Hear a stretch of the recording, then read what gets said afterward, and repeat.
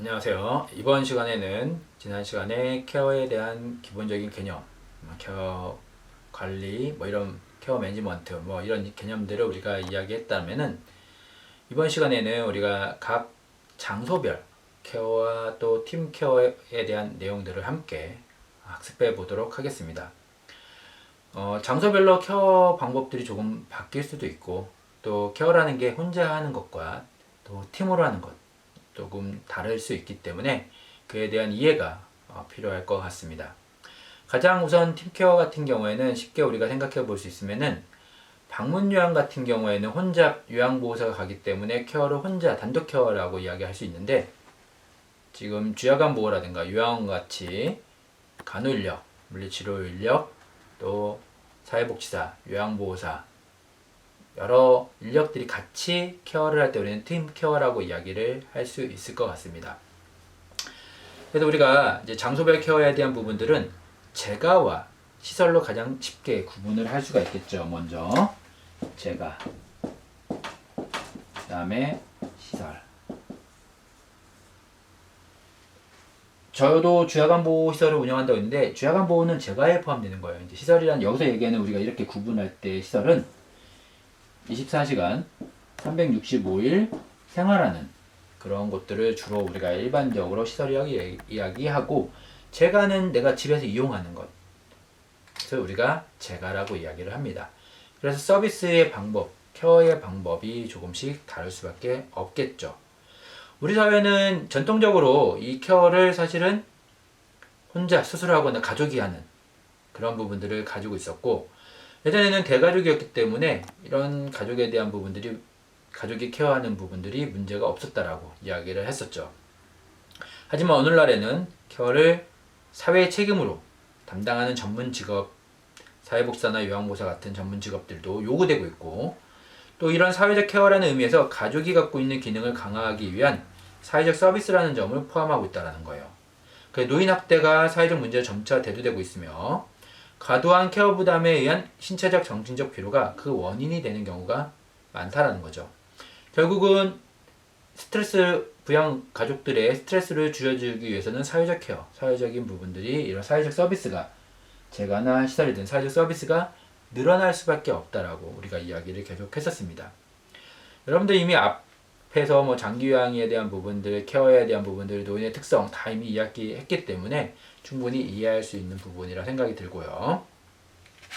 그래서 이런 부분들을 우리가 해결을 하기 위해서 케어를 해야 되는데 전문가들이 이제 더 많이 담당을 해야 되는데 케어의 장소는 크게 가정과 시설로 나눌 수 있습니다. 그래서 이런 재가시설도 시설로 우리가 구분을 할 수가 있겠죠. 제가 운영한 주야간보호도 재가시설이지만은 어쨌든 시설 아니면 또 이제 가정에서 방문 요양이라든가 우리 지금 장기 요양보험 했죠. 방문 요양, 방문 목욕, 방문 간호 여기까지는 이제 가정 내에서 이루어지는 물론 이제 서비스 제공자는 요양보호사지만은 장소는 가정 내에서 이루어지는 거고 재가라고 할지라도 주야간 보호, 단기 보호 그리고 우리가 이야기하는 장기 요양기관, 요양원 등은 우리가 시설로 이야기를 하고 있습니다. 장소에 따른 구분은 우리가 명칭으로는 재가와 시설을 이렇게 구분하지만은 장소에 따른 구분으로는 주야간 보호나 단기 보호도 시설로 들어가다 보니까 케어하는 방법이 좀 다를 수 있다는 거죠. 그래서 재가 케어는 인간에게 있어 아주 기본적인 가정이라는 장에서 전개되는 것이 특징이며 가정은 친족만으로 구성된 극히 사회적 장소이며 본래 타인이 들어올 수 없는 장소였죠. 그래서 이런 특징을 갖고 있는데 일상적인 행위를 원조하는 것이 가정, 즉 재가 케어의 특징이라는 거예요. 그래서 재가 케어는 방문 요양, 방문 목욕, 방문 간호만 봐도 아시겠지만은 그냥 일상적인 행위를 원조하는 것. 방문 요양 같은 경우는 가면은 우리가 일상적인 생활에 대한 도움을 주는 거죠. 빨래도 해주고 밥도 차려드리고 말벗도 해드리고 아주 기본적인 생활들 그런 부분들이 있다라는 겁니다. 그래서 이러한 특징을 갖는 장소에서 생활 생존에 관련한 일상적인 행위를 원조하는 것이 가정, 즉 재가 케어의 특징이며 시설은 가정 사정과 신체 여건 등 다양한 이유에 의해 가정에서 생활이 곤란할 경우에 대신해서 생활하는 장이잖아요. 그래서 시설에서 케어는 이미 결정된 집단 생활의 규율에 맞추는 것이 우선이라는 거예요. 식사 시간도 정해져 있죠. 저희도 점심을 12시에 먹고 저녁은 6시에 먹는데 식사 시간 같은 것도 정해져 있는 것처럼 집단 생활의 규율에 맞추는 것이며 또 시설 생활의 적응이 우선은 목표라는 거예요. 처음에 어르신들이 오면은 케어를 하기 위해서 우리가 돌봄을 하기 위해서 서비스를 하기 위해서 가장 먼저 해야 되는 건 이 어르신들의 적응이라는 거죠. 얼마나 빨리 시설에 적응을 할 수 있느냐. 처음에 오시면은 불안한 마음으로 인해서 집에 먼저 가고 싶어 한다고 했죠.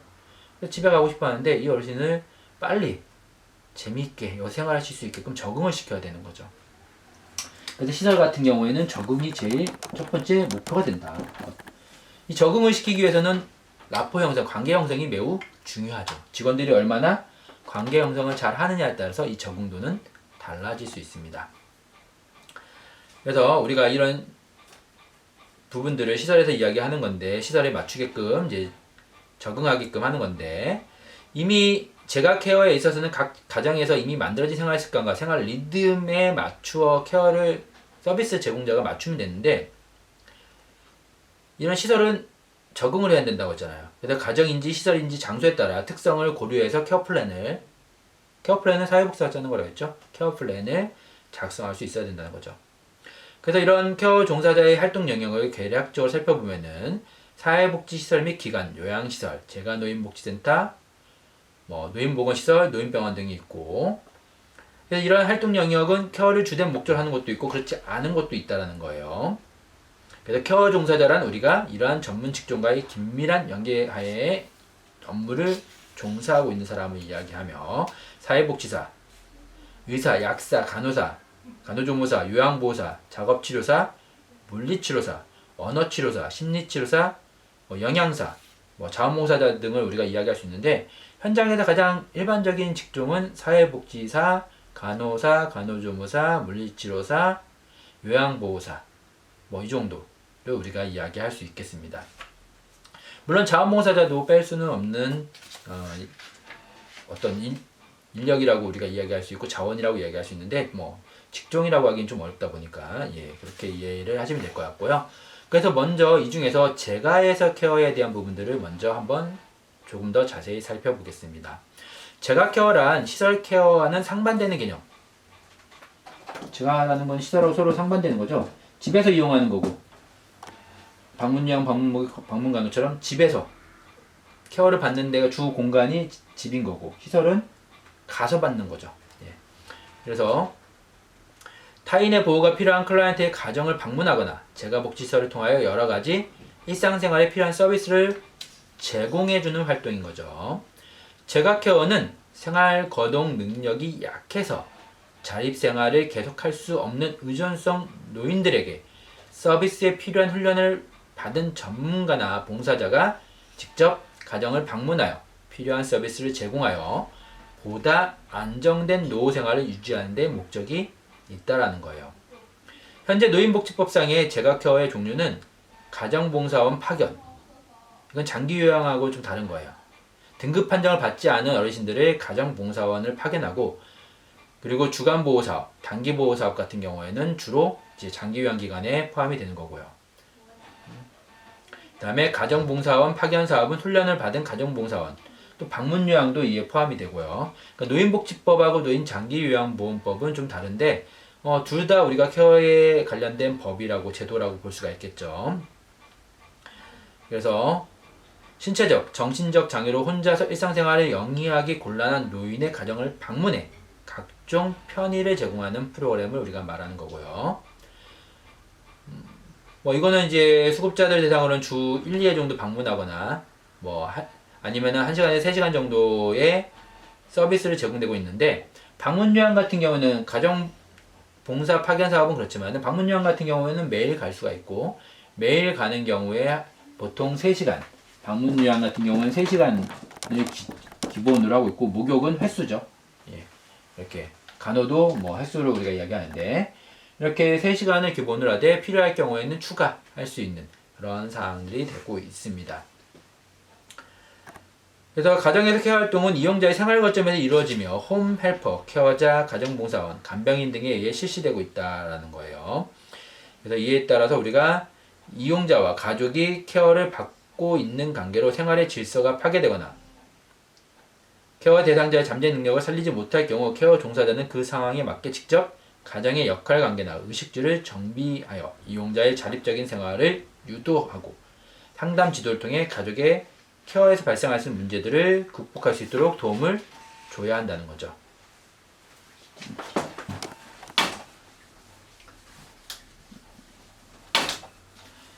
근데 이제 우리가 장기 요양 같은 경우에는 이 방문 요양이 한때 이제 문제가 됐던 게 지금도 뭐 완벽하게 해결이라고 되어 있을 없죠. 우리가 사회복지사로서 이제 방문 요양 같은 것들을 관리할 때도 예를 들면은 우리가 케어 매니지먼트 하거나 보호자 상담을 해야 되는데 대상자 우리 클라이언트라고 그냥 표현할게요. 쓰기 쉽게 클라이언트가 있는데 방문 요양을 이제 요양보호사가 간단 말이에요. 그럼 클라이언트에 대한 케어는 요양보호사하고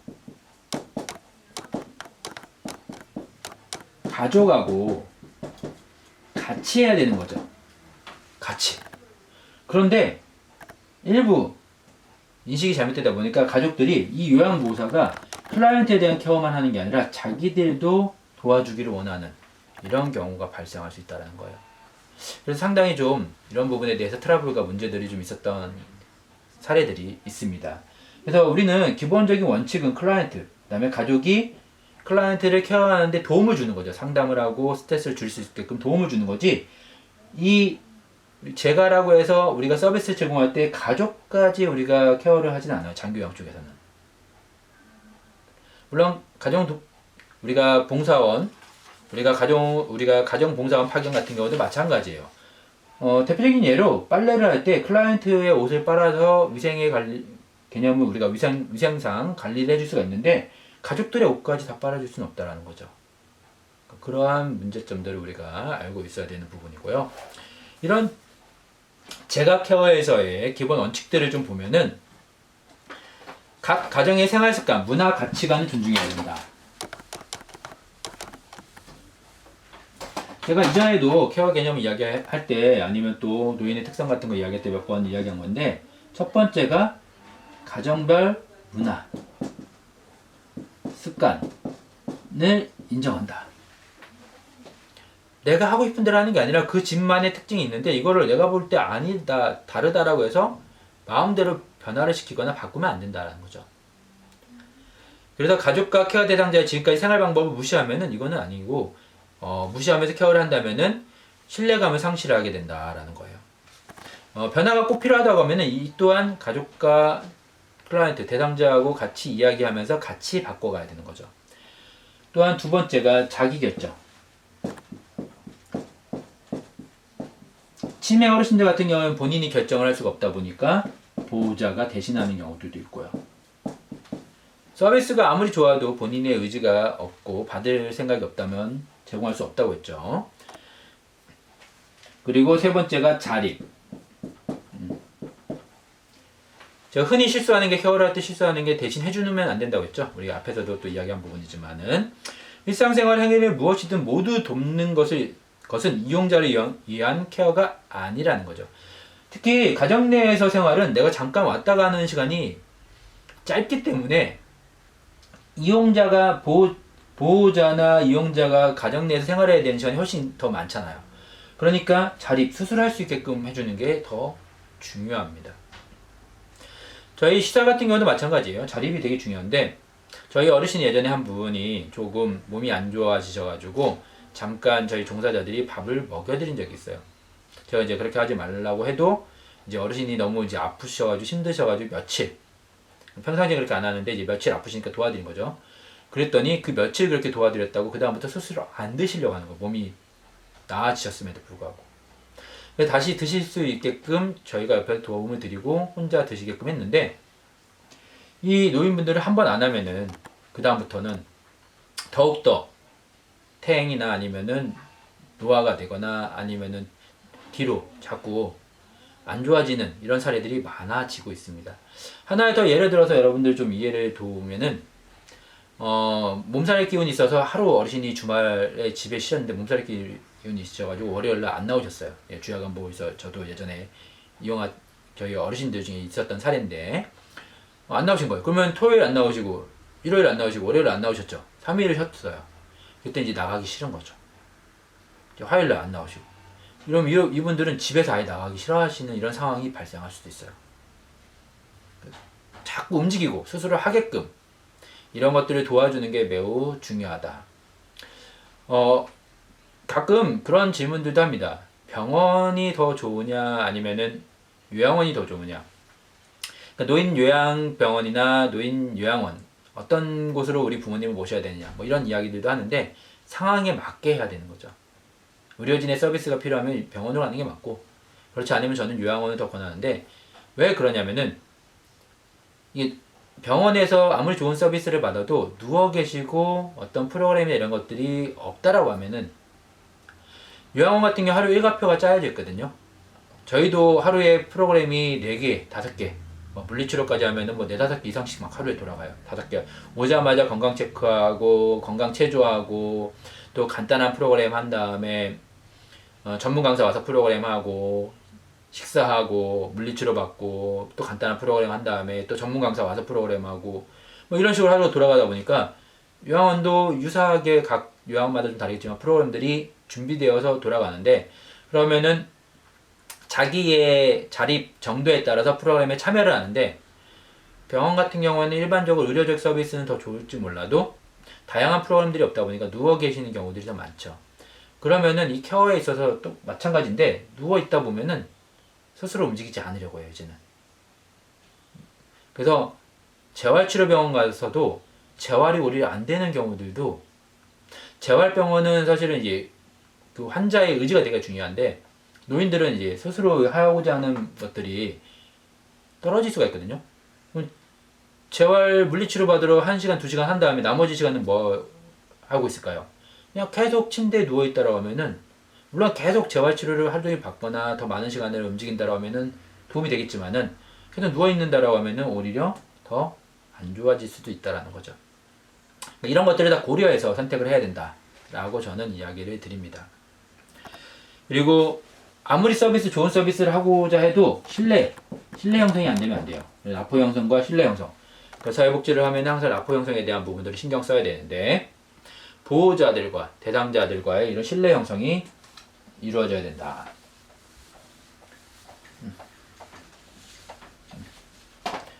그리고 안전. 우리가 가끔 대상자들의 이제 서비스를 갔을 때 집을 고쳐드리는 경우들이 있는데 어떤 경우에 고쳐드리냐면 안전의 위험이 있을 때 턱을 없애드린다든가 아니면은 미끄럼 방지 타일 같은 것들을 시공해드린다든가 물론 이거는 장교양이나 이런 방문요양이나 이런 데서 할 수는 없는 거고요. 다른 자원들을 끌어다가 연계해다가 해야 되는 부분이죠. 또 기타 뭐 다른 것들을 보면은 사회생활의 확대 그 다음에 안락한 죽음 원조 그래서 우리가 기타들을 볼 수가 있는데 이 사회생활을 확대하기 위해서 노인분들이 가장 많이 하는 것 중에 하나가 종교활동이에요. 그러니까 종교활동을 더 많이 하는 게 이제 만남의 장소인 거죠. 아니면은 종교활동이나 복지관, 문화센터 뭐 이런 데들. 그래서 사람들을 만나고 사회생활을 더 할 수 있는 이러한 부분들을 우리가 더 많이 그런 기회를 줘야 되는데 노인성 질환, 치매라든가 노인성 질환이 있으면은 경로당이나 복지관 같은 데 가서 같이 생활하기가 어려워요. 활동하기가. 그래서 종교활동도 당연히 어려워지겠죠. 사회적 고립이 되기가 쉬워지기 때문에 이들에 대한 또 지원과 사회적 활동이 더 필요하다는 겁니다. 뭐 가족의 개입도 필요하겠죠. 같이 해야 되니까. 가족과 케어를 같이 해야 되니까. 그래서 우선은 저희가 서비스를 갈 때 방문요양, 뭐 요양보호사 가든 아니면 다른 서비스를 하든 가정에 드리는 것에 대한 저항감을 버리도록 하고 가족이 받는 쇼크와 피로도를 파악하고 가족의 케어 수고를 인정하며 그러니까 가족이 그 받는 부양 스트레스와 부양에 대한 스트레스와 부양에 대한 여러 가지 어려움들을 이해하고 인정해 줘야 된다는 거예요. 우리가 보호자 상담을 할 때 가장 기본이 이 부양 스트레스를 인정해 주는 거예요. 저희가 이제 상담을 하다 보면은 너무 힘드셨죠. 이렇게 집에만 모시고 계시면 너무 어려웠고 힘드셨을 겁니다. 뭐 저희 시설에 오셔서 하루 종일 어르신도 즐겁게 다양한 프로그램 참여하시다가 또 집에 가시면은 그럴 때 즐겁게 또 모셔주시면 됩니다. 뭐 이런 이야기를 한단 말이에요. 그럼 이걸 너무 인정해 주면은 너무 보호자들이 감사하게 생각하고 인정받음에서 오히려 더 마음의 한편을 어떤 짐을 덜고 가는 그런 사례들을 보게 됩니다. 근데 이게 직접 이런 노인성 질환을 알고 있는, 노인성 질환을 갖고 있는 어르신들 직접 케어나 모셔보지 않은 자녀들 아니면은 가족들은 이 부담감이나 이 스트레스가 얼마나 큰지를 잘 몰라요. 그래서 이제 자녀들이 그런 사례들도 있어요. 아니, 우리 자녀들이 이렇게 많은데 왜 시설에 보내요? 우리가 모셔요. 막 이렇게 이야기하는 경우들도 있고, 그러면 돌아가면서 모시기로 했는데 이제 평상시에 안 모셨던 거죠. 그러다 돌아가면서 모시기로 했는데 한 2주 있다가 결국은 다시 시설로 모시는. 왜요? 직접 모셔봤더니 이게 너무 힘든 거죠. 눈을 뗄 수가 없고 계속 지켜봐야 되고 이런 상황들도 있다라는 거죠. 그래서 이런 가족과 케어의 목표를 공유하는 이런 부분들이 필요하다는 거고요. 시설에서 케어는 우리가 처음에 시설에 오면은 계속 이야기하지만은 심리적 충격과 초조감, 갈등 등을 갖고 있다는 거예요. 그러니까 버려졌다. 저희는 어린이집처럼 왔다 갔다 하는 곳인데도 처음에 오시면은 버려졌다는 느낌을 어르신들이 갖는다고 했잖아요. 그럼 요양원은 더 하겠죠. 그래서 이 버려졌다라는 부분을 떨쳐버리게, 그래서 시설에 입소하게 되었든 간에 이용자에게 있어서 입소는 어쨌든 간에 어떤 이유든 간에 익숙한 가정에서 떨어져서 전혀 낯선 환경에 떨어진 거예요. 그래서 이런 변화를 강요받게 된 거기 때문에 되게 불안하고 긴장을 하고 있다는 거죠. 우울증도 나타날 수가 있고요. 그래서 이런 부분들을 적응할 수 있게끔 도와주는 게 우리가 해야 되는 부분이고, 우리가 케어 플랜을 짜야 되는 부분이겠죠. 그래서 시설 케어는 노인에 대한 장기간 관찰이 가능하여 노인 특성을 잘 파악할 수 있어 필요한 욕구에 대한 서비스를 제공할 수 있다는 것들은 오히려 제가보다 장점이라고 할 수 있어요. 그래서 제가 케어와 시설 케어의 특징들을 여러분들이 아셔야 되는데, 제가 케어는 이미 만들어진 생활 습관과 생활 리듬을 가지고 간다는 것과 가족과의 신뢰관계가 우선이 되고, 케어자 한 사람의 업무로 집약을 할 수 있으며 객관적 판단은 케어자 자질에 의존하고, 이용자의 상태와 가정 상태에 따라 적절한 케어로 대응을 하며, 장점으로는 보호 비용이 저렴하며 노인장기요양보험법도 재가복지 서비스를 우선한다 이렇게 돼 있다고 이야기 드렸었죠. 지역사회 내에 거주할 수 있다는 것과, 단점으로는 24시간 케어가 힘들고 케어 욕구에 즉각적으로 대응하기 어렵다라는 거예요. 시설 케어는 이미 결정된 규율에 의한 시설 생활 적응을 해야 되고, 이용자 본인과의 신뢰관계 만드는 것이 우선이 돼야 되며, 역할을 가진 직원이 팀으로 종합적 원조 제공이 가능하다는 거죠. 간호 인력, 물리치료 인력, 사회복지사, 기타 여러 인력들이 회의를 통한 결정과 업무 내용 평가 객관적 판단이 가능하며, 집단 생활의 특성상 획일적, 개별적 대응이 어렵다는 겁니다. 장점으로는 장기간 관찰이 가능하며 대상자의 케어 욕구에 대응하기가 쉽고, 시설 및 장비의 활용이 용이하며 또래 집단을 형성하여 동료를 사귀기가 쉽다라는 거예요. 단점은 정들었던 지역사회를 떠날 수도 있으며 노인의 개별성이 무시될 수 있다라는 겁니다. 그래서 이런 시설에서 케어도 첫째, 자립. 이거는 제가도 마찬가지고 시설도 자립과 재활을 강조해야 된다는 거죠. 자립, 재활. 그래서 비록 장애를 가지고 있다 할지라도 스스로 자립할 수 있도록 도와야 되며, 그 다음에 둘째가 개별 케어. 사례 관리. 최근에 이제 가장 중요시 여기고 있는 사례 관리, 맞춤형 서비스, 케이스 매니지먼트. 그래서 인간은 누구나 개별성을 가지고 있기 때문에 이런 개별적인 특징들을 우리가 존중해주고 그에 맞추는 서비스를 제공해야 된다는 거죠. 셋째는 가정적인 분위기를 조성할 필요가 있다라는 이야기도 하는데, 이거는 조금 나뉠 수도 있어요. 그래서 예전에는 요양원 가면은 다인실이 우선이었어요. 4인실이 최소 기본. 그래서 이 4인실을 가족처럼 이렇게 지낼 수 있게끔 이렇게 분위기를 꾸미는 이런 형태가 주로 이뤘는데, 최근에는 2인실과 1인실이 점점 늘어나고 있어요. 이는 혼자만의 독립된 공간, 우리 부모님은 혼자 생활할 수 있는 공간, 또 프로그램을 할 때는 다른 분들과 같이 만나서 생활하고 프로그램하고 밥 먹고 자기만의 공간을 또 갖는, 물론 아직까지는 2인실, 1인실은 추가 비용을 지불해야 되기 때문에 쉽게 편하게 다 이용할 수 있는 건 아닌데, 트렌드, 추세는 이렇게 되고 있다는 거죠. 그래서 우리가 노인시설의 종류는 제가 이전에도 이야기했지만, 노인복지법을 보면은 노인 주거, 의료, 여가, 재가노인, 그 다음에 노인보호전문기관 5개가 있고, 노인장기요양보험법에 해당되는 거는 노인 의료와 우리가 재가라고 이야기했어요.